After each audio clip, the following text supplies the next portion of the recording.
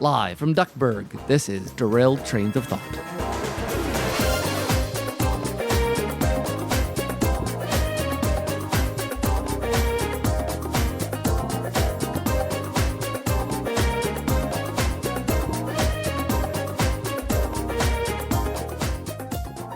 All right, Tim, I'm really digging this. This is nice. Well, you know, when you're here, life is like a hurricane. They got race cars, lasers, airplanes. It's kind of a whirl, actually, of everything going on here. Yeah, I feel a little out of sorts being like one of the few humans here, but Yeah, I know. I feel like we should. Not everyone here is a duck. There's some like weird looking dogs or something. So maybe we should just like pop one of those big noses on us. it might help. I'm not really sure they're going to. Not sure they're going to care. I think That could be. They seem to see a lot of weird stuff around here. Yeah. Kind of unusual. But thankfully, we didn't come alone. We brought a computer with us this time. Well, the podcast always gives us the technology we need. And somehow it knew that today we needed to be able to use Skype. Yes, because today we have a guest with us, Greg Meyer. Say hello.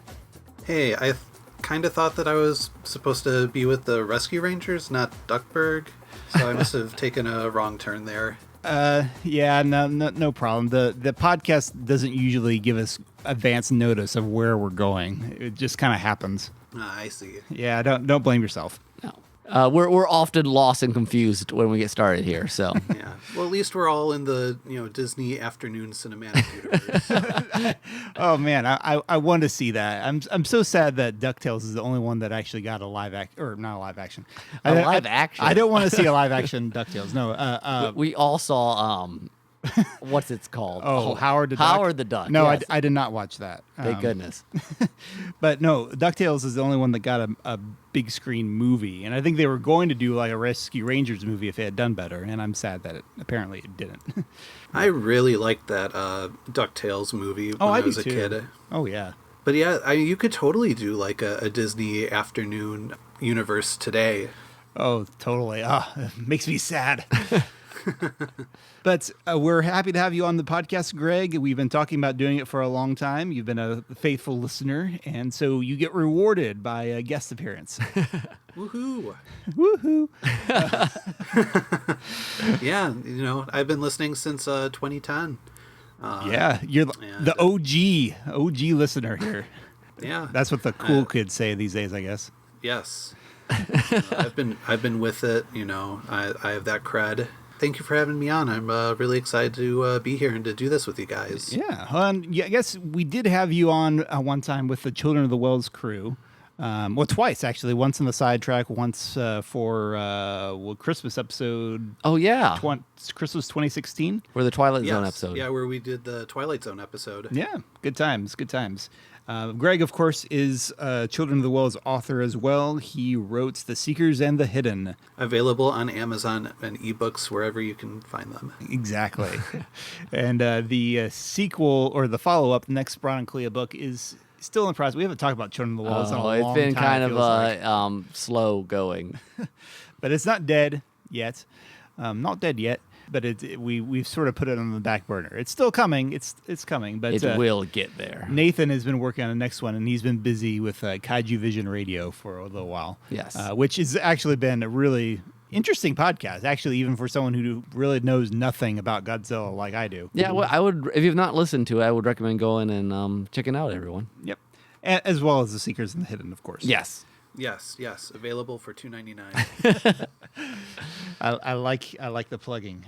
All right. Well, shall we go ahead and get started with our story school?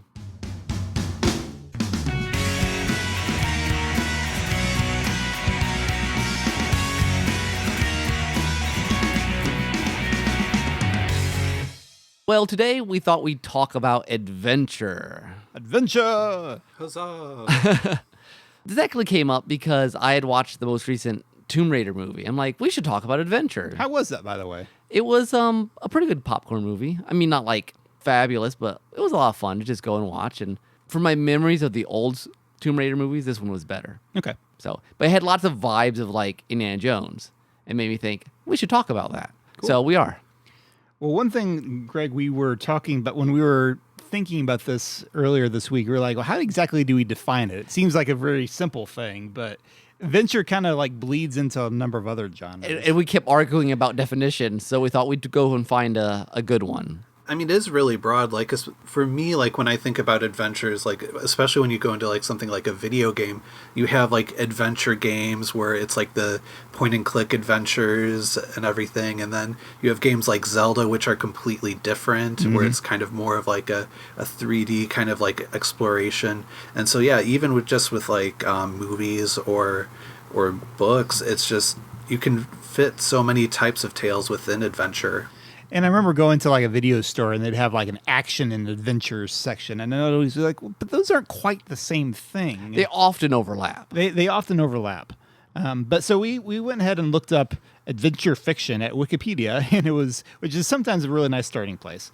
In this case, they had a nice definition from a guy called Don DeAmasa, who apparently wrote an encyclopedia of adventure fiction, which I think I might have to look up sometime.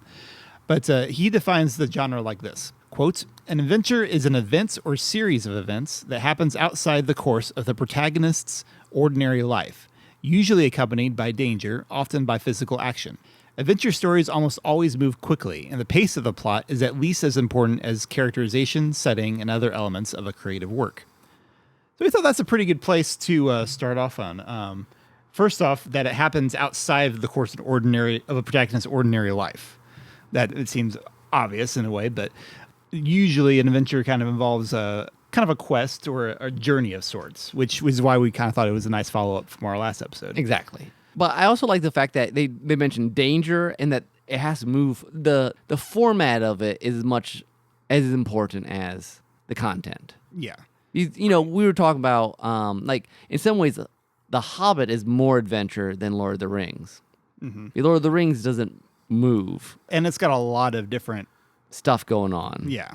And the Hobbit's like, danger, danger, danger, danger, danger, dragon. You go from one thing to another thing to another thing. Yeah. Right, it's like a bunch of tree branches going into different directions, whereas The Hobbit, it's more of like one streamlined adventure. Mm-hmm.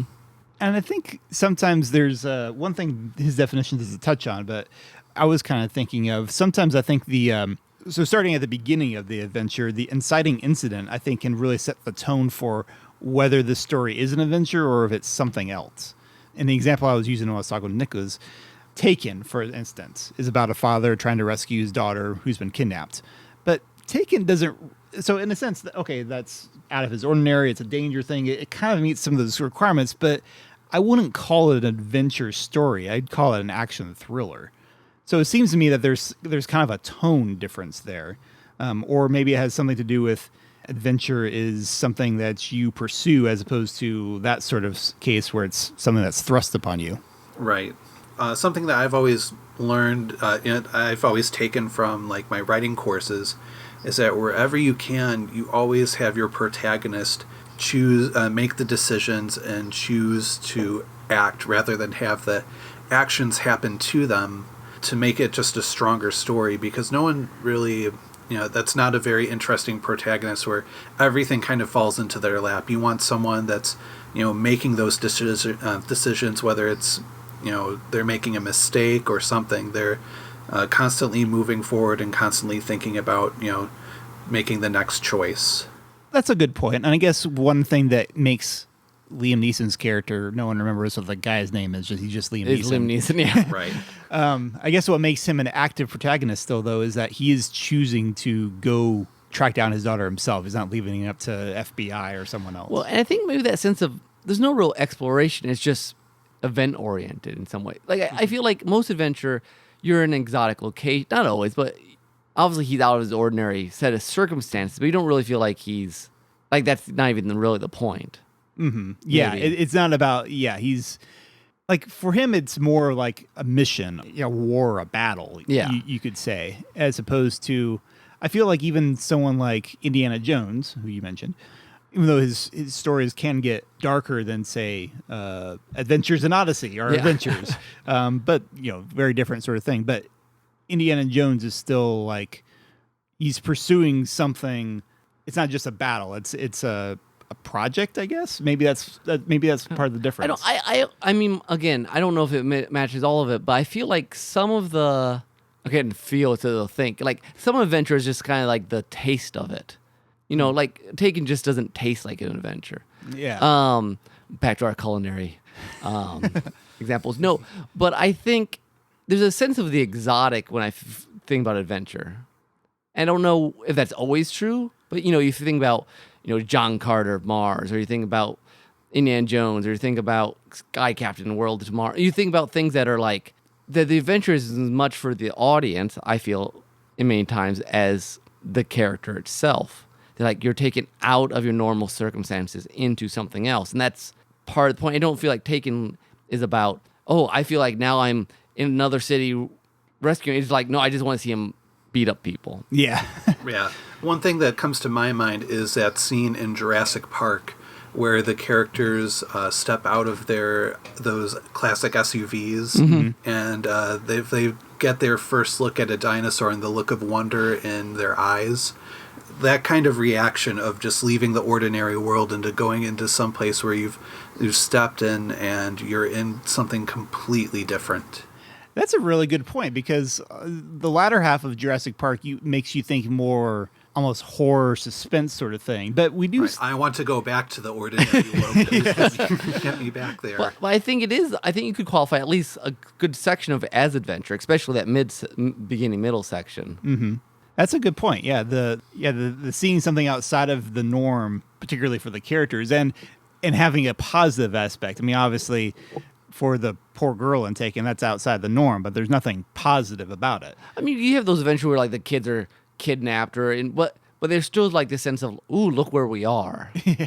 You know. Yeah, I mean, you can have someone taken hostage during an adventure, like Marion.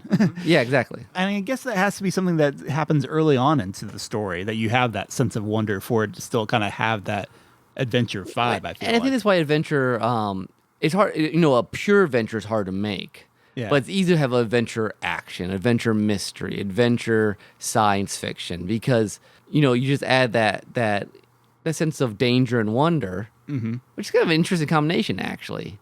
Yeah. You know, let's get dangerous.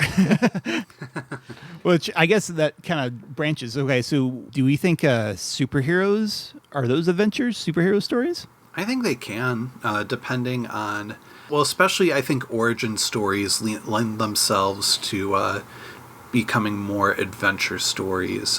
One story that kind of comes to my mind is when Hal Jordan first gets his power ring, when he finds, I believe his name's Abin Sur, who is just a Green Lantern that's been mortally wounded, and he basically hands him the power ring, which ultimately will lead him into meeting with the Green Lantern Corps. But again, you know, there's that sci-fi element where eventually he's going to be leaving Earth to go to OA, or Oa. I'm always kind of unsure how you pronounce that planet's name, but you know, basically going off-world and meeting the different Green Lanterns from all the different sectors, and you know, understanding what his new mission is. I think there's, you know, I haven't read a lot of comics lately, but, you know, they'll often say, like, they'll put your superheroes in, like, oh, now we're going to the Fantastic Four will go into some cosmic area, or they'll go into I was going to say that the Fantastic Four definitely is more geared towards, like, going off on adventure. Or, like, something like the X-Men had that wilderness area, I forget what they call it. The Savage Land? Yeah, Savage Land sort of thing. I think you can make it a case for, say, The Incredibles, because that's kind of been on my mind a little with The Incredibles 2 coming out soon. Absolutely. Yeah, because you got the Mr. Incredible kind of going off and exploring, and then as the kids get brought into it, like, I mean, for them it's all adventure. They're like, this is awesome. We finally get to do stuff with these powers we've been sitting on for so long. But then there are other superhero stories that probably don't fit into that. I've just been going through the Avengers movies recently to get ready for the new one, and those probably are not adventure, because again, that's more their jobs in a sense. Yeah, you know, it's more like they're protecting home turf. Yes, or like cop stories. Cops aren't. They don't go on adventures. They're just doing their job, and that's kind of what the superheroes are doing. Yeah, it's more about having the occasional, like, where they have to step out of their comfort zone, and kind of maybe they're going over for like a crossover, like you know, they're pulled into like a different dimension for some sort of crossover event. So I guess that's an interesting thing about adventures. If you become good enough at, well, I guess in D&D terms, you're always an adventurer. But if you become really good at doing that sort of stuff, I guess and at some point, those kind of exploits don't become adventures. They just become hazard pay. Well, I Right. guess that's why Indiana Jones, why they always try to settle you in the school life. Yeah, that's a good Otherwise, point. if you're just going from one crazy adventure to another, it becomes more action. But like here's his normal life, Yeah. and this is out of the ordinary. This is extraordinary. Yeah, that's one of the crazy things about Indiana Jones is that he throws himself into these situations a lot, but at the same time, you never feel like he really belongs. Like he's always the guy that's constantly has a look on his face, is like, "Oh my gosh, I'm about to die." He's always a little almost over his head. And I feel like that's why one of the main reasons Indiana Jones has become kind of the standard for the adventure movie. Mm-hmm. A lots of different reasons. You got the action, the danger, and then the sense that he's not a professional. Yeah. Oddly enough. After doing it for all the scrapes he's been into, even since childhood, apparently. Exactly. Right. But I think, too, there's always, like, some aspect of learning when it comes to an adventure. Like, with someone like Indiana Jones, it's, like, learning more about, like, the artifact that he's after. Something like that. Yeah, I can see it. And I think there's often some sort of, not always, but some sort of MacGuffin, some sort of, like, thing you're searching or to use, for. like, the usual example, Star Wars, Luke learning about the Force as they go on their adventure. Yeah, because I like the learning aspect. I mean, Luke definitely ain't hero's journey. He's the Yeah. classic example of that, going off on somewhere else. See, like, the classic, I'm just going to bring this into a classic literary adventure would be, in American history, would be Tom Sawyer, Huckleberry Finn. I mean, they're the adventure of That's true. Tom Sawyer, They Huckleberry both have Finn. those. That's kind of been, imprinted in our imagination. Which is interesting. In the first Tom Sawyer book, he does eventually go on, he has adventure in the cave and stuff, but there's a lot of that's just around his hometown. Yeah, a lot of it's just sort of like little comedic. It could almost be the misadventures of Tom Sawyer. Yeah. Huckleberry Finn's a more pure adventure in some ways. Because he's actually going somewhere. I mean, at least once he gets on the raft. And he's out of his comfort zone. I mean, obviously, Tom Sawyer, when he's in the cave and stuff, you get into that territory. I mean, I guess that's a different term for adventure. Yeah, like I said, misadventures. Yeah. The exploits. The Exploits, yeah, that's almost a better thing for Tom Sawyer. Yeah. I wanted to make sure we touched on this before, as part of this conversation, Greg, since I know you are an avid Redwall reader. I think possibly there's some books within the Redwall series that would count as adventures, and other ones maybe have a different flair to them, would you say? I would probably say that almost all of them are you'd probably categorize as adventures. Okay. I didn't know if some of them had more of a battle war kind of vibe to them or not. Yeah, 'Cause, like, I mean, some of them it's more about like defending Redwall Abbey, but like with the first one, it's more about defending Redwall Abbey. But at the same time, Matthias, the main character, he's constantly venturing out of the Abbey and kind of going around Mossflower on little mini adventures and coming back to the Abbey as his kind of home base as he learns more about like trying to find the Sword of Martin. Okay, that's a good point. And I can see then that. some are more Abbey based, where it's all about defending Redwall Abbey. Others are about going out to some sort of like fort, like over the ocean. Usually, like no two stories that go back to back have the same kind of idea. But I mean, there are definitely like templates that Jakes likes to use with his stories, which, when you do 22 stories in your universe, Yeah. I think you can be forgiven for that, especially if you write as well as Jakes did.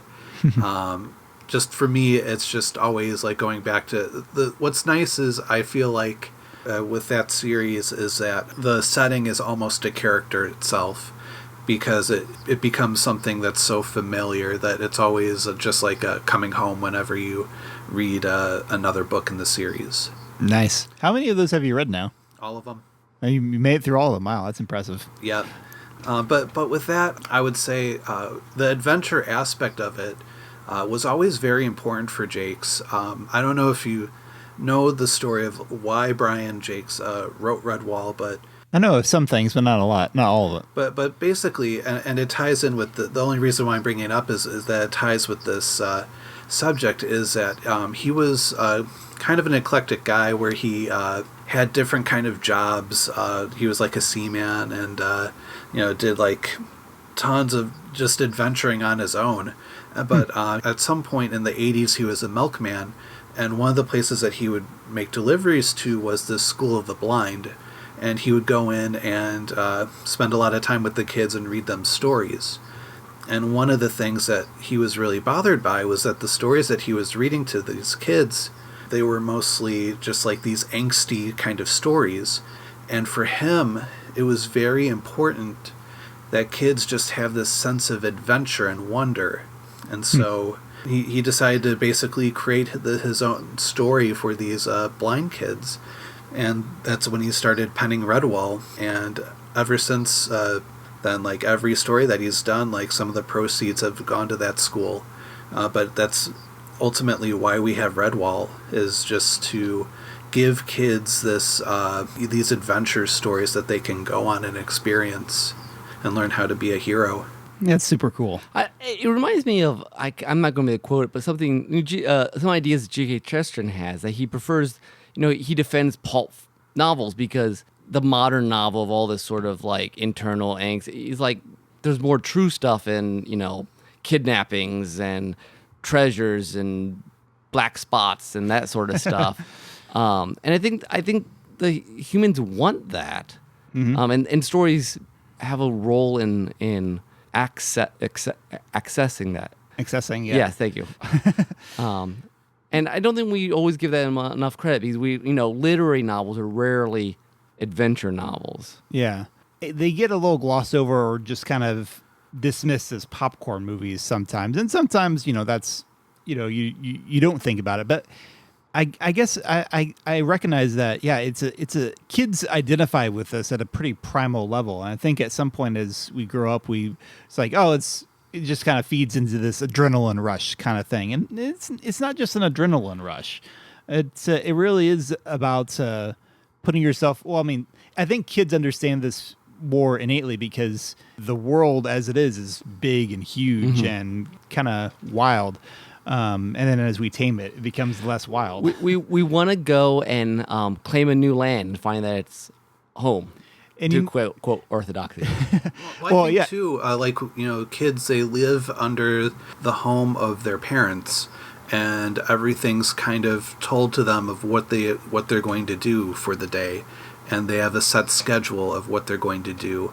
And with these stories, and I think one of the reasons why adventure stories are so popular with kids is that, they haven't had that taste of the world yet, and so an adventure story gives them that chance to like, when I leave home, this is what I'm going to do. I'm going to, no one's going to tell me what to do, and I'm just going to go all around the world and see all these places that I want to see.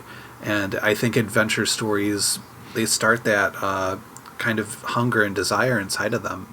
Mm-hmm. And they can live vicariously through these characters and explore these worlds, whether they're real or imaginary. And the great thing about the adventure story done well is not just the fact. You get to explore all these things, but also the kids get to put themselves in situations and see what is the right thing to do in a dangerous sort of situation when the stakes are high and they're I would say most adventure. I don't know. I haven't read a lot of like really modern adventure stories, but I think adventure stories probably have more kind of just like basic morality in them. Mm-hmm. Not that they wrestle over whatever, just like do the good thing, don't do the bad thing. Betrayal's bad. And they often, you can get other ideas in there too. Oh yeah. It's not like I'm trying to think of an example. No, but that's like background. It's like a solid background that like literary angsty novels don't have. That's true. Yeah, the character should be growing, not just in the sense of, traveling from one end to the other, but an adventure is supposed to change them significantly so that they're not the same person as they, began the story. I guess a book that we all just read recently for our book club that fits into this was The Book of Three. Yeah. Because Taryn, actually, did you finish that, Greg? I'm trying to remember if you were reading that or not. I'm in chapter 5. Okay, well then. But I'm still working on it. But go ahead. Well, yeah, Taryn definitely fits into that mold of a kid who thinks he knows a lot at the outset, and then by the end he realizes, okay, I have some growing up to do.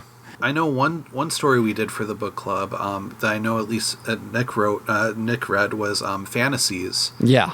And that was that blew my mind reading that, because it's a story that doesn't even really have much of an antagonist. And there's a minor one, but that's not the focus of the story. It's more about just going on a journey into the fairyland, and it's just really a story about watching somebody grow. Mm-hmm. One other thing I thought you reminded me when we were talking about Chesterton and how adventures can inspire us to live a better life, I guess. Yeah. Stephen Curtis Chapman had a famous song called The Great Adventure, and about how the Christian life is, in a sense, an adventure. And I think it's interesting to think about in the sense of Christians believe that we are not in our final home, which is heaven. So we're kind of out of our elements in an eternal perspective. And while, I don't know, I think it's interesting to think about daily life having aspects of danger, of, the struggle against sin. I mean, the Bible is full of this kind of imagery.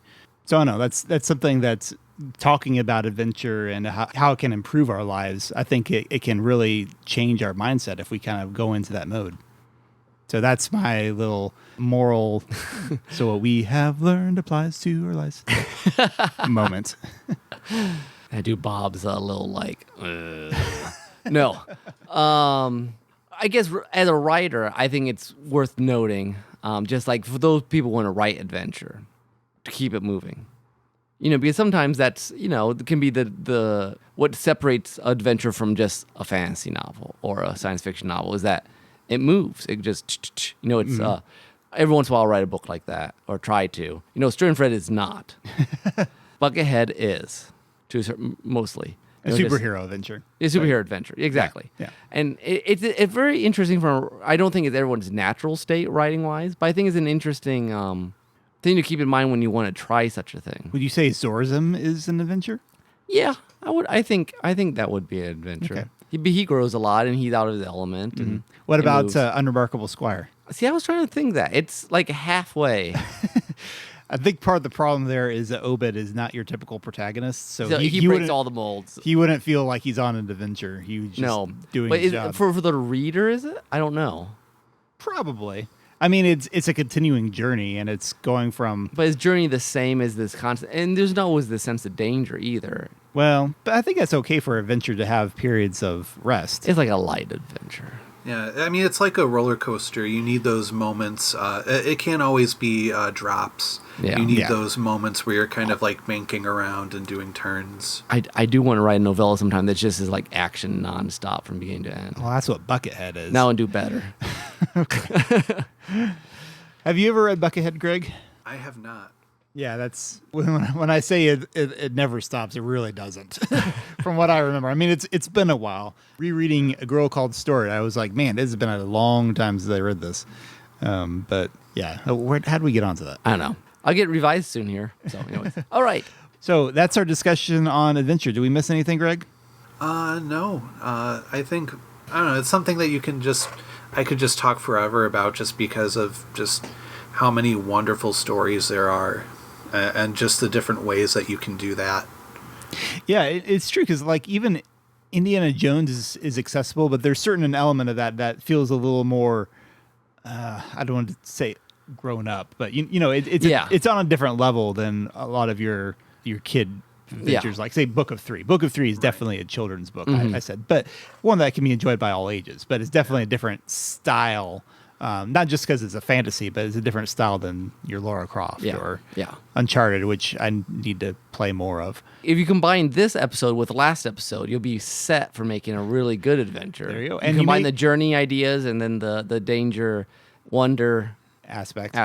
And You may want to go check out episode 26 for further reference on action scenes, which when we were concerned at first that there might be overlap, but when we went back and listened to it, no, this was really just on fight scenes, essentially, and action and that kind of stuff. And I would say, too, one story that I think ultimately, like for me, is probably the most important adventure story that I ever experienced that actually caused me to want to become a writer was The Never Ending Story, which is in itself a story about a story. And Never Ending Story is a how fabulous book. The actions of the book influence the world of the reader. Yep. Oh, yeah, there's all kinds out there, but if we keep going, listen to them all, we'll never wrap this up. All right. Well, that's our story school. So next we'll go to our soundtrack.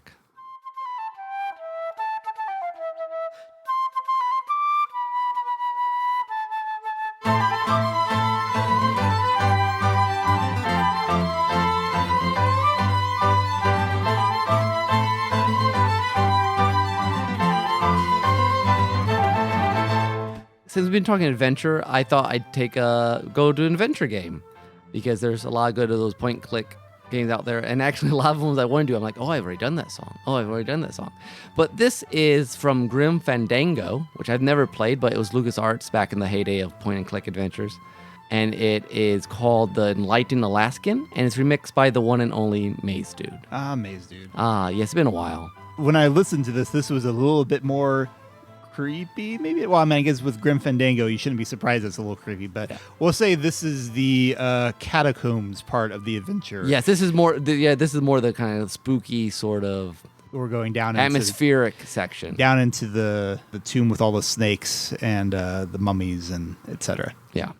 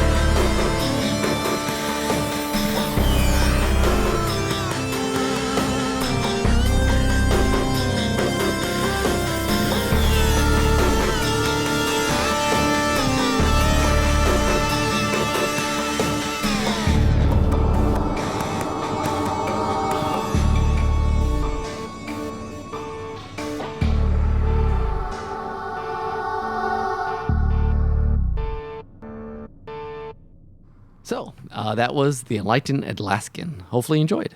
Hopefully you weren't too freaked out. It's Maze Dude. I mean, There's always a little bit. Well, it depends. He has some like light and bubbly stuff. yeah, too. that's true. Anyways, let's go on to our take. On Tales.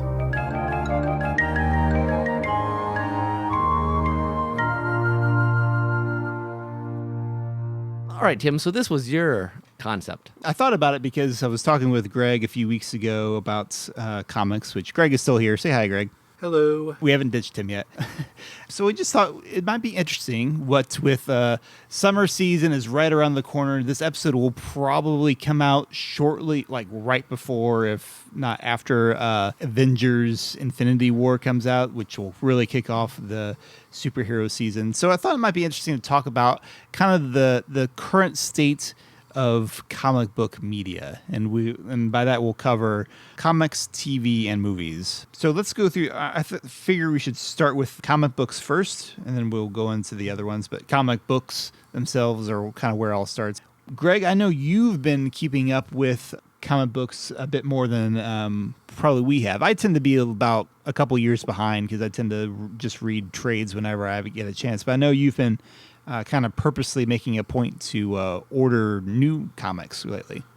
Yes. Well, as a kid, when I was, like in middle school, that's when I started collecting comic books. I really remember jumping in with DC versus Marvel, that kind of big event. I remember jumping into that, and that was my kind of introduction to both universes for the most part.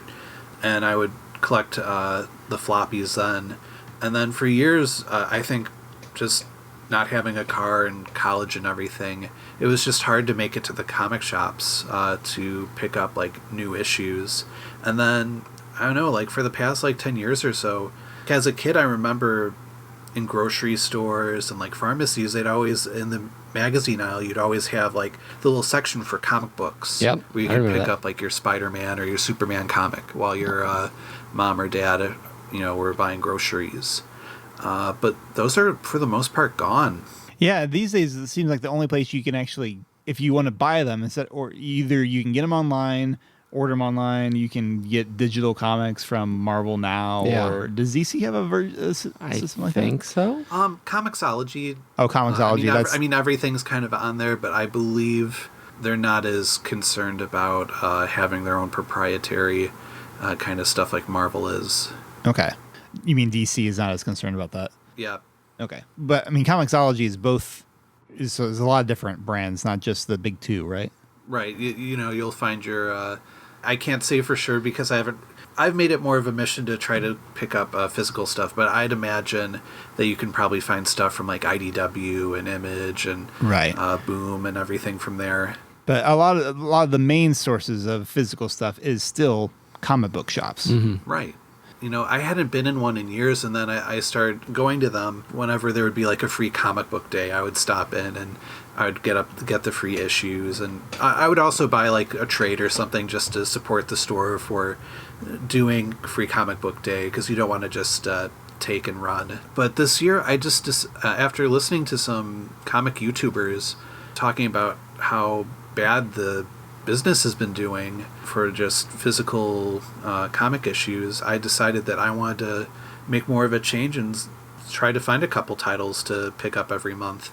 So since January, I've been stopping in at least once a month to pick up floppy issues of comics. It's so strange in some ways to me that the comic book industry has been struggling so much over recent years when they've kind of exploded in everywhere else. Yeah, it's funny because it's like they're seen more for value for like their merchandise appeal and for their having TV shows or movies or your games on your MePods and your Wii Pads and everything, all those doodads, but not really the comics anymore. They're more of an afterthought. Like the last really huge story I remember hearing about was probably the original Civil War. Mm-hmm. Yeah, and it's unfortunate they wind up relying so much on these big event things, which events can be interesting, like the big events like Civil War or the Crisis books in the DC line. they can be neat, but they also sometimes just the way they've been done, they can create as many problems as much as they can use the hype for selling stuff. Then they also have like all these tie-in books, and it becomes a huge mess of trying to track down, okay, do I need to read every book and every different, related to this, or they're just a set few? And sometimes they're able to streamline into like, okay, these are just this set of books. But I know like Final Crisis, apparently there was like one in Superman that was you really needed to read in order to understand the last issue of Final Crisis. And, when things like that creep in, then why go to the trouble of buying the individuals? I mean, I think, and this is the thing that I've always felt too, the stories are really best done in trade paperback form these days. I mean, and this is just me personally. I find it a little hard to justify putting in the time to hunt down these things. It feels like you have to be really dedicated to reading individual floppies or you're going to get lost. Right, and that was a real challenge for me because personally I do prefer reading a trade paperback over a comic book, but that's just me. And what I just realized is that the sales of the individual floppy here I was going to say floppy disks. We're not that old the school. The individual issues of the comic books is that those sales are kind of what determines whether that's a series lives or dies. And so, and not only that, but, when we buy a trade paperback or we read it, like it's either from like Amazon or going to our library. And the most important part of like the comic book industry, like for comics, is the comic shops. And so I want to try, it's not just supplying the money to DC or Marvel for, making these books, but I also want to kind of support these places. Like look at Toys R Us. Toys R Us has just gone bankrupt. Mm-hmm. And like, I don't, obviously, like comic book stores, it's not like one big chain like a Toys R Us, but yeah, they're pretty much always independently owned. Are there any chains for comic book stores? There might be, but I'm sure they're rare. I mean, even regular bookstores are struggling, like Barnes and Noble. I've heard some rumors that Barnes and Noble itself probably may not be around for all that much longer. And I think that's a shame. Yeah. I like the convenience of an Amazon, but there's nothing quite like going to a bookstore and just with, a couple hours to kill and just kind of walking around and seeing what's there. Mm-hmm. And that's kind of the appeal of going to like a comic shop, is just looking through the individual stands and seeing like all the different titles and being like, Aquaman, like I wonder what Aquaman's why does Aquaman have two titles? Like, what's in the second one? And just kind of like going through that and, finding a new title to read. I always remember Main Street in Kenville, we used to ride our bikes to the comic store there, and I bought so many X-Men comics back then. And I hadn't done much comics lately, and then I did some of the Marvel digital stuff just because I could read a lot of old stuff I'd missed easy. But I got Theo in a subscription to, it was a kind of a Spider-Man adventure, like a kid version. It was made for kids. Yeah. But then that stopped. And so I need to pick something else. So now he's getting like the Hulk. And I love getting it. Like, I'll read it as soon as he gets done with it. Because, and I don't know, it's really exciting again to get these comics in the mail. Because I don't know if I ever had a subscription. We had a comic store. There's not one in Kenville anymore. Mm-hmm. But yeah, there's something special about just finding that the floppies that you just, you got part of a story and it just feels different than a trade paperback. It's been kind of a fun experience. If I had unlimited money, I'd get like tons of titles, like Exile starting back up, and I'm like, I should get that. But well, on that note, Greg, so when you go to the local comic book shop, do you just pick out what you want there, or do you do what they call like a pull list, where you order things through the store and then you get that every month or every week or however that works? I haven't. I was the second time I went to my local comic shop after work.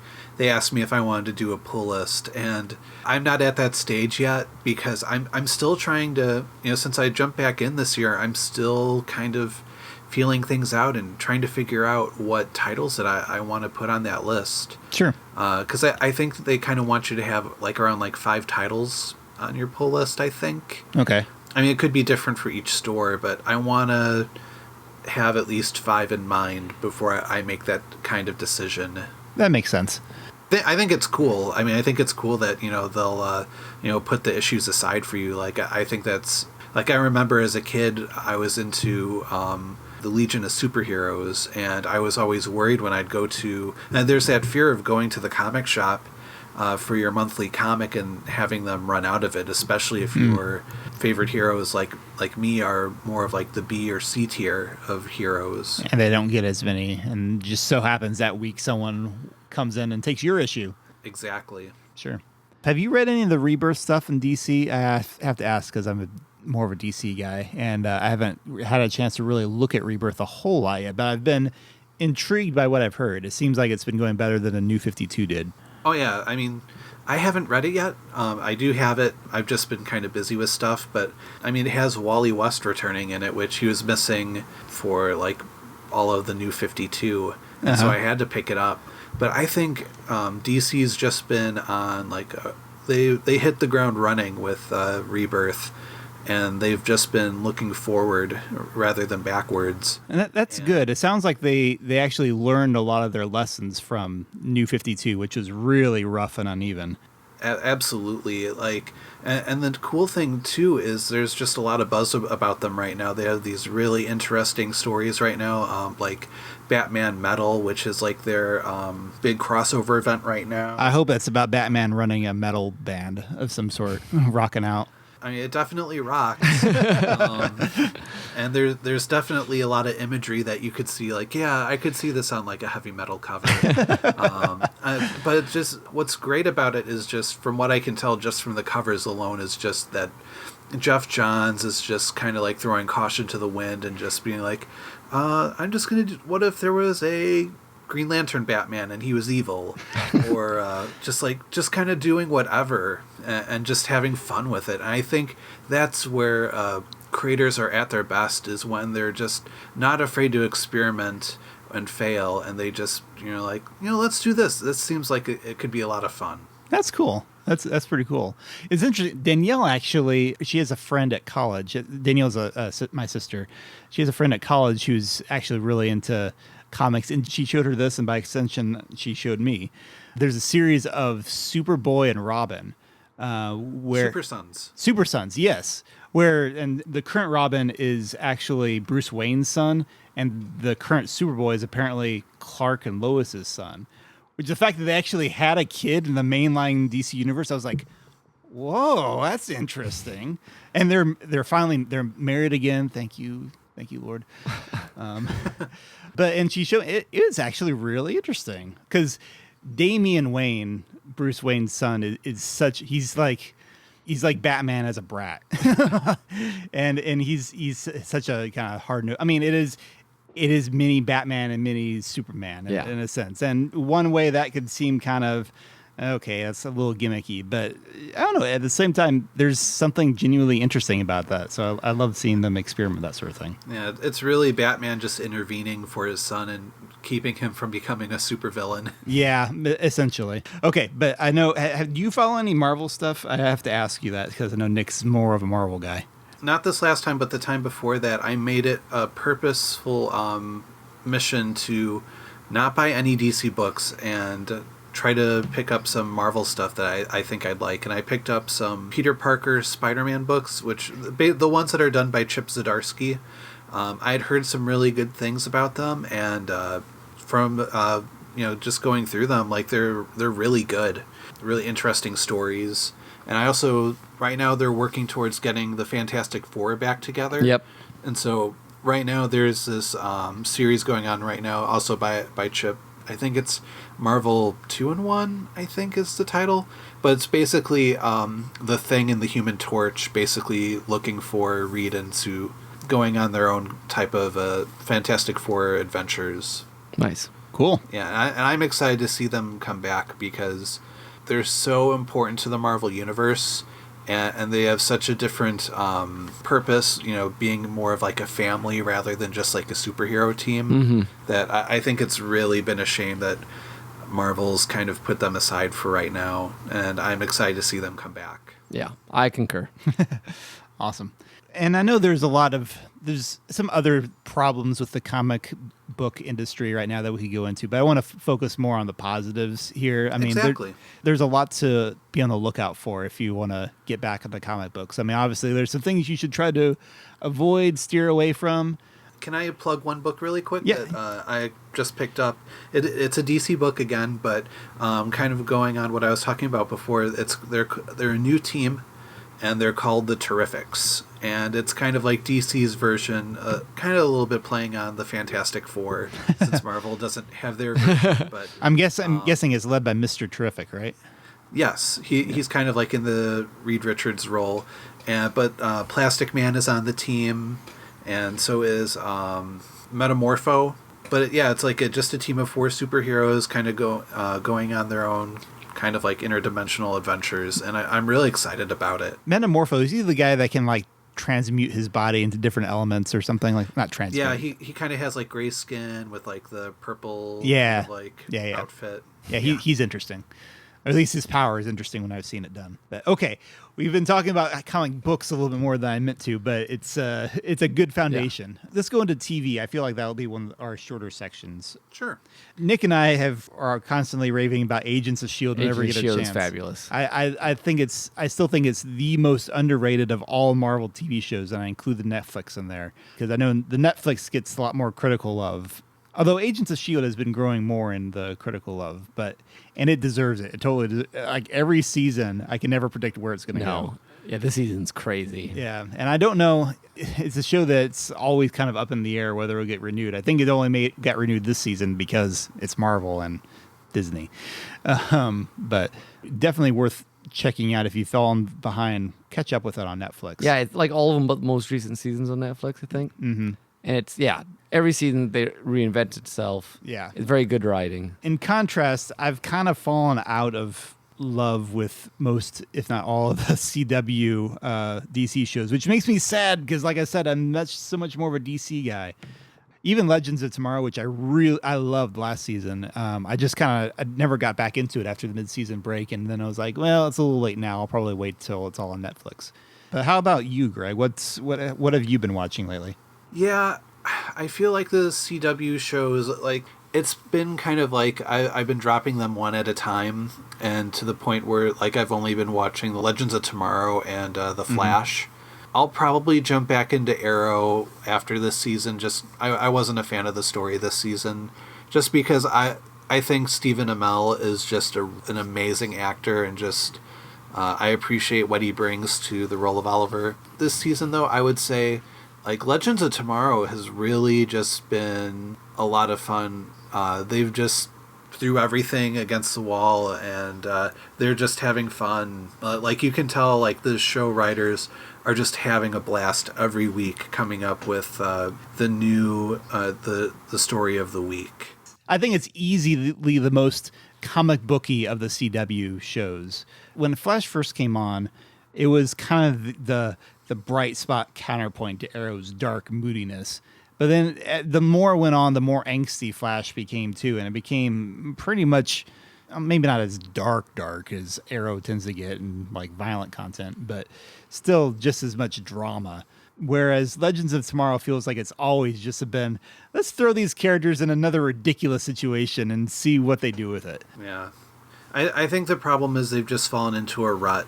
It's the issue with CW shows where it's you have a season-long show, and then every episode, other than like the episodes that focus on the story-long story, it's focusing on just like the villain of the day. And I really hope that they switch things up and do something more like doing more 2-parters or 3-parters or 4-parters where it's focused on one villain at that point. That would be cool. And just really expanding on, because that's what they do in comics. What I've noticed is these shows have gone through so many different villains from the comic books, and they've spent like maybe one episode on them, when they should be doing like 2-parters, 3-parters, and just really making sure it's not over in just one episode, because it's like, oh, okay, here, their first meeting, the villain's going to beat him, and Barry's going to question himself, and Iris is going to encourage him. Oh, we were talking about that the other night with my future brother-in-law, how Barry seems to keep needing to relearn the same lesson over and over, and Oliver seemed to constantly having to learn to trust people every other episode. I think that's what makes the Legends of Tomorrow really good too, is that you have so many different characters. You can't fall into the same rut with the same character over and over, because every episode kind of focuses on 2 or 3 of the different members of the team. Mm-hmm. And so it gives them more freedom. Yep. Yeah, they should shake that up. And, I remember you were saying about having a little more 3-part. I remember there was one storyline on Arrow where Oliver was gone for a while and they kind of had to defend for themselves, his team at home, Team Arrow. Yeah. And they had there was one mob boss that they had to basically fight. And it was a cool little 3-episode arc. And absolutely. Because it was these heroes that, they weren't as tested as Oliver was. And so they had to team up together and take him out. And it was probably the best part of that season. Mm-hmm. Jumping back ship real quick over to Marvel stuff. Did you ever watch any of the Runaways show? I did not watch it. My wife watched it, and my general sense was it was like not the Runaways, because it 12 episodes and then they ran away. Why? I mean, I don't know much. Everything I know is secondhand. Uh-huh. But yeah, it was like the whole first season, and then they ran away at the end of it. And there was a lot more of their parental drama, like the parents. So it's like they've turned into a teen show, in the sense that the parents have drama and then the kids have drama, and I don't know why you wouldn't just take an episode or 2 and get out of there. Yeah. But they obviously want this parental dynamic. I was so disappointed when I heard that, because Runaways was a great little miniseries, at least the first arc. Yeah. It got a little too quote unquote progressive later on from and it just didn't recapture the same sort of vibe. But it was written by Brian Vaughn, who later went on to be a big TV writer. Well, I think he's probably involved in this. I guess. I don't know why you would structure it. That's how they did it. It's such a weird way to do that. Yeah. Again, people watching can tell me why it works. I mean, why it works this way or doesn't. But they're obviously going for a different feel. Yeah. I haven't heard a whole lot of vibe yet out of the other Marvel shows that aren't on Netflix. There's that other Cloak and Dagger. Is that on? Has it been out? Well, I don't remember now. It was either Hulu or Freeform. And the problem is all the Netflix ones are super dark. Yeah. I just can't. I mean, I enjoyed Daredevil season 1, but it was about my limit of what I really want to. Mm-hmm. I liked Iron Fist. That was the only one I could really. I heard that it wasn't quite as gory, and I liked the character. And it's funny because I mentioned online that I really enjoyed it, and it seemed like everyone else out there was just like, you liked it? Like, it was so horrible. It's the worst one of the bunch. But I enjoyed it, and I liked the main character. Interesting. Part of me wants to go through the Netflix Marvel stuff just so I can see Defenders, because I'm a sucker for team-up shows like that. So I'm kind of very slowly taking my time through Daredevil season 2 when I don't have anything else to do, and I was like, I'll try this out. Yeah, it's just not my style. Yeah, it's generally not. I mean, there's some cool there's good stuff every episode you could tell was really well done, and it just is a different mentality. Yeah. Sometime I feel like we should talk about noir and see if that's. I'm curious what a Christian perspective on noir would be, because it revels in dark stuff like that. We'll have to go and do that sometime. I'll add that to the topic list at some point. All right, but we're going to be running along this episode, but we're gonna continue on. You guys didn't watch The Inhumans? Oh, well, actually, Nick did. Oh, so I'll let him. Talk about that. It was a train wreck. Which is sad, because you actually have read a lot like of The Inhumans. I knew a lot about them. I was kind of super excited about it, and then I'm like, "What is this?" It's like they took some good ideas and chucked all the ideas out and threw them in Hawaii to be a team. I don't know what they did. It was horrendous. I don't understand it at all. I mean, it could have been good. It should have been good. Uh-huh. But it's like, let's do a fish out of water story with these Inhumans, and I don't know. No, yeah, Marvel. They should have just called it Inhumans. I Can't Even. Okay, exactly. I mean, I watched it all just because I had gotten halfway through it and I kept hoping to get a little better. And every once in a while, you see a glimmer, like, oh, that's kind of like glimmer of characters, whatever. Like the guy who played Black Bolt, he did a good job. He just didn't have anything to do. Yeah, Well, the fair thing is he couldn't say much, Yeah. right? Well, it's like how I was with watching the Green Lantern movie. It's really good, guys. It's there's why do you have a big head villain? Green Lantern I enjoyed at the time, but I think it was one of those that just tried to do too much in one movie. Yeah. But speaking of, let's transition into the movie realm now. I want to say one more thing about the TV world. It's interesting. I love that we've got more superhero shows than any time ever in history. Yeah. But just because they're there doesn't mean they get a free pass. No, Inhumans does not get a free pass. This whole discussion, I think, shows that some of these shows kind of need to get their act together, especially if Marvel wants to keep doing TV shows. They were kind of coasting for a little while, I feel like. What they need to do with the TV shows is the same thing Marvel's kind of doing with movies, is find different styles of the superhero. Yeah. You know? Obviously, CW needs to do that. Because Yeah. each one, now, I haven't seen... Have you Until watched anyone Black does. Lightning at all, Greg? I have not. Okay. I'm curious if that has a different vibe to it. But again, I probably won't actually get to it because I went through a phase where I was watching a lot of TV because I was trying to keep up with CW. Then I just gave up. And so now it'll probably be more of a summer catch-up The great thing thing. about the TV is that you can take a C-level hero and make a cool show about him. That's I true. mean, most of S.H.I.E.L.D. is like people no one's ever heard of. That's a good point. Like I said, we're running along, but I do want to make sure we talk about movies. So, upcoming Marvel Cinematic Universe. Obviously, like I said, Infinity War is the big one right now. Yeah.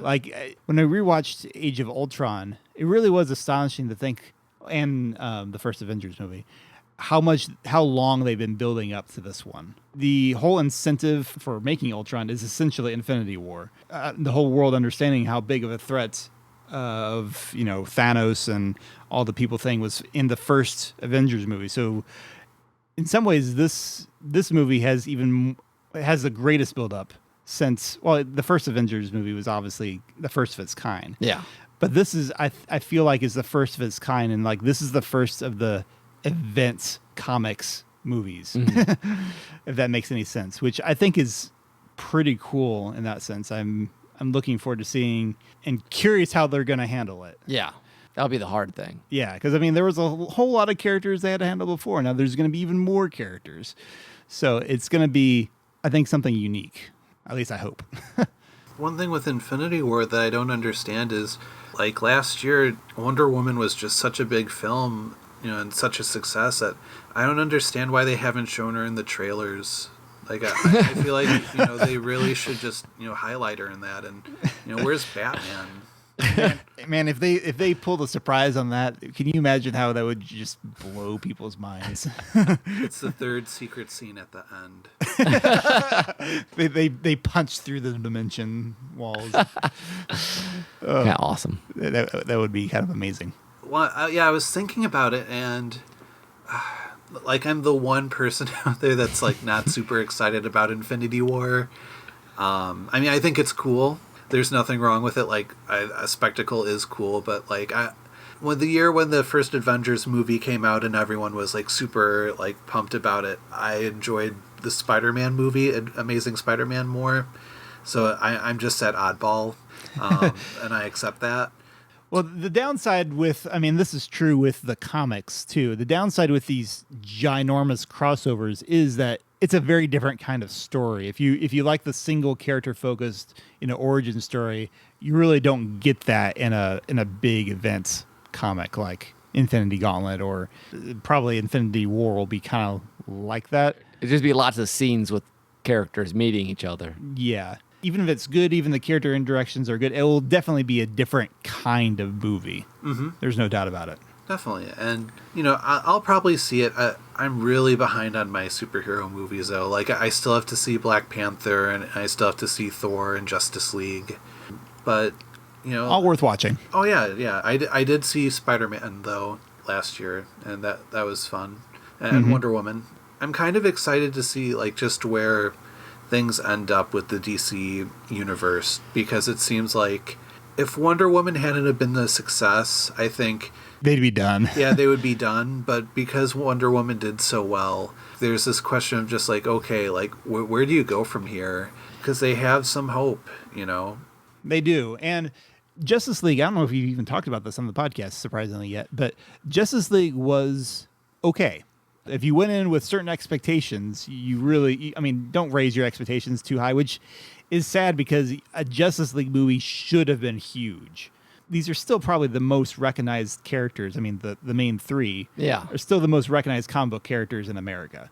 And the fact that it was kind of lackluster is sad, but considering kind of where the DC universe or cinematic universe was, it's good that it came out that it came out as well as it did. Yeah, I think one of the problems with Justice League is for a good superhero film, you really need a good villain to play off of. Yeah, that was a big problem. And I think that the dark side stuff, it's, an apocalypse.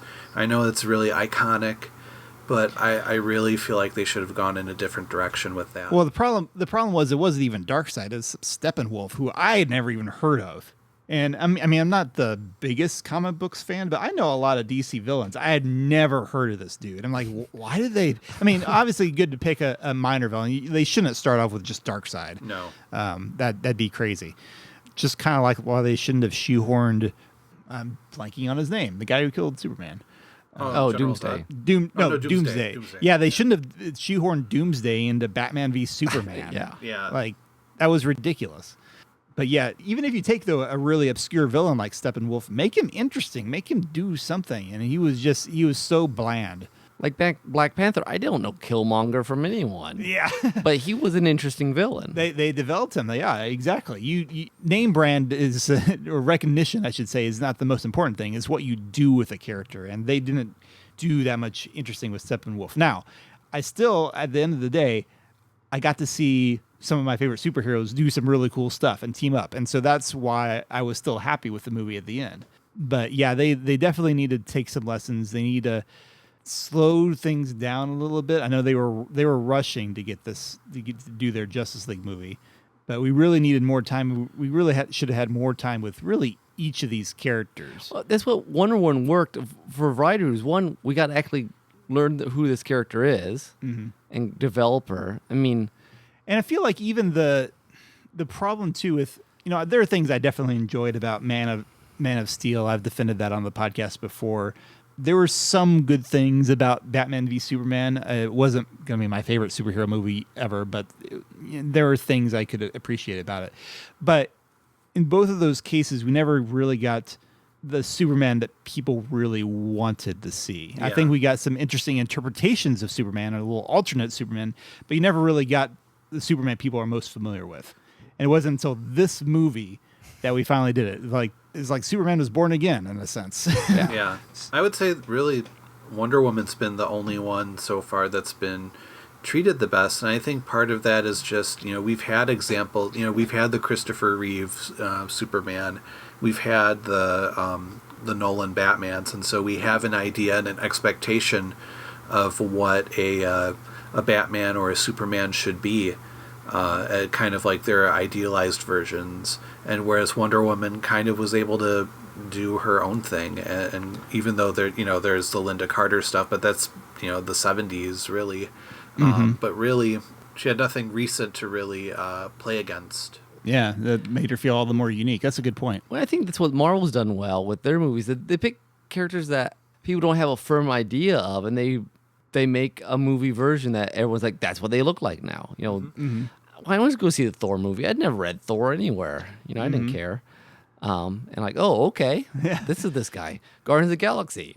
Who are the heck who are these people? Yeah. But they sell you the character, and you don't. You're right. We have a very preconceived notion of Superman, Batman, and that was a hard thing. Marvel for Homecoming with Spider-Man. We've done 2 or 3 versions of Spider-Man, and they had to make a new version. And I think they did a good job. Yeah. But it's so weird, though, even now seeing Spider-Man in the Infinity War trailer, he still kind of feels like a guest, like at this point, which is weird because he's Spider-Man. Like, he should feel like one of the main characters, but no, he really does feel like a side character at this point. As much as cool as Spider-Man Homecoming was, it's just so, it just goes to show how strongly the identity they've made of your Iron Man and your Thor and on all this stuff in the MCU anyway. The other thing I'm very curious about with Avengers is where they go after next year's Avengers 4, whatever that is. You've got Ant-Man and the Wasp coming out this summer, and then we have to wait all the way till spring to get Captain Marvel, which is apparently set in the 90s, which is interesting. That's an unusual choice.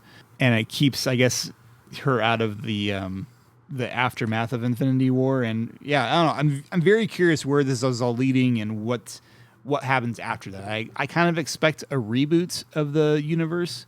We know for certain that Chris Evans is. We know for certain that's his last Captain America movie. Yeah, or last time. That's what he says. Wink, wink. I kind of believe it with him though, because I know he has talked in the past, not just recently, about wanting to go on and do other things. You know, Robert Downey Jr. could play Iron Man for a long time still if he really, really want to. So anyway, that's going to be the big question for the future. Well, we're running long here, Nick, so we better wrap this up. Okay. But I did want to give Greg a little moment to talk about. You are working on another book now, right? Yeah, I'm working on my novel series, which is based off of the screenplay I had both of you read for my grad school stuff. Nice. And right now, it's really just finding my way, because I'm really just... Like, I've had this story kind of brewing since 2010, and now that, you know, like last year I was just like, okay, I need to just stop messing around. I just need to go ahead and start working on the first novel and get it done. And it's been a slow process, and at times I think, you know, I want to delete everything and start over again, but I'm trying to stop from hitting the big giant red button that resets everything. It's like one big test where you really just have everything that I've learned up to this point as a writer. I'm trying to focus and put it into this story, and, you know, take from that experience and, you know, do something original that I'm proud of. Cool. Nice. So does this one take place before or after the screenplay that we read? It's before. Before. Yeah. Okay. Yeah, I decided that I wanted to do a couple stories to start everything up for that next generation. Cool. Nice. Awesome. We cheer you on that project. Yes. I always enjoy anyone who's writing novels. Well, and I appreciate that. I have to say, I really enjoyed a Girl Called Snort. I'm glad. Yeah, I always enjoy it when someone likes crazy stuff that comes on my head. So. Yeah. The beta reading for A Girl Called Snort is still ongoing, and hopefully, you never know. We'll see where that winds up See where that goes, yeah. All right. Well, we should probably get out of this town as much as I enjoyed it, or at least go exploring a little bit. Yes. Along the podcast and kick us out as soon as we're... I wonder if we can break through security and go for a swim in that money bin over there. That would be golden. Nice. But anyways, for our last soundtrack, we have Greg. But first, before we do that, we should let them know our contact info. Okay. We have to do that real quick. It's contractual obligation with our own contract. So first, let's do some contact info. You can find our website at derailedtrainsofthought.blogspot.com. We have a Facebook page. You can subscribe to us on iTunes, Stitcher, etc., etc. Be sure to be listening into the Weekly Hijack, our spin-off podcast where we're talking about Babylon 5. Yes, go watch Babylon 5 on go90.com Not and a listen sponsor, along with us. No. But yes, if you've never seen Babylon 5, that's go90.com is a good place to do that. Have you seen Babylon 5, Greg? I watched an episode here or there as a kid. My dad was a really big fan of Babylon 5, a huge fan of that show. All people should be huge fans of that show. Except TKO.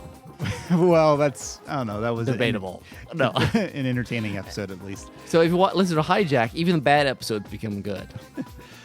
Greg, do you have a Twitter handle or someplace where folks online could find you? Yes. Well, first you can buy my book, The Seekers and the Hidden, on Amazon.com for $2.99. I highly recommend that. And you can find me on Twitter talking about Dark Souls at Gregzorz. That's my user handle. So GregZorz. And I believe my blog is Tales of Greg Meyer at blogspot.com. I'm going to be updating, getting back into writing, kind of talking about the stuff that I would talk on the Children of the Wolves site, focusing basically like the trials of being a writer and nice. Putting it on there. So, yeah. Cool. Yeah, the blogs at childrenofthewolves.com have sort of fallen by the wayside. Yes. We just kind of realized that we need to focus on other stuff. Cool. Awesome. So that's where they can find you. And tell us about the soundtrack that you've picked for us. Back in college, my friend Steve and I, we made Chrono Trigger remix albums for each other. And this was one of the ones that I chose on my disc for him. It's rare to find a OC remix song with words on it, because obviously it's a lot harder. But this one, like, it's always just stuck with me from the moment that I heard it. I'm a big Chrono Trigger fan, and one of my all-time favorite songs, just in video games in general, is Memories of Green. I just think it's a really beautiful song, and this song takes that and does some really great lyrics with that just evokes a lot of imagery that really reminds me of just Chrono Trigger and time travel. And it's just one of my all-time favorite OST remix songs. It's Forever Until Tomorrow by Star Salsamon. All right. And yeah, Chrono Trigger is a great adventure, so I think it ties in nicely. Yes. Well, that will be our episode. Thank you for listening. This has been Nick. And this is Tim. And this is Greg. Adios. Have a good one.